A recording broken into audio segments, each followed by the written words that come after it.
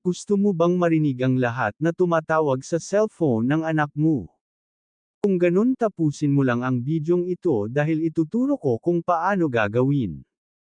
Nakakatulong ito lalo na yung mga anak nyo ay nag-aaral sa malayo. At nakakatulong din ito para malaman mo kung may tumatawag sa kanya na mga barkada.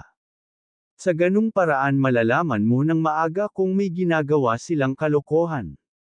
Disclaimer lang guys, ginawa ko ang bidyong ito for educational purposes lamang at wala po akong intensyon na makasira sa relasyon ng mga magulang at anak nila.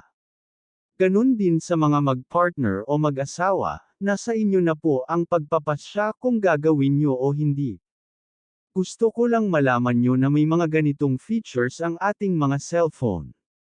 Okay guys, hiramin nyo lang ang cellphone ng inyong anak. Pindutin nyo lang ang dial call nito. Pindutin ang dalawang tuldok sa kanan. Pindutin ang settings. Scroll down.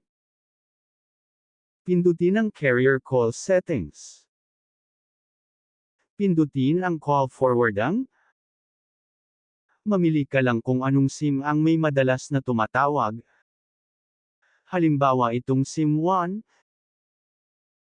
Pindutin mo lang ito. E-turn on mo lang ang always forward. Pero bago ma-turn on yan, kailangan ilagay mo muna ang inyong cellphone number dito. Nang sa ganun kapag may tumawag sa anak nyo ay mapo-forward sa inyong number ang tawag.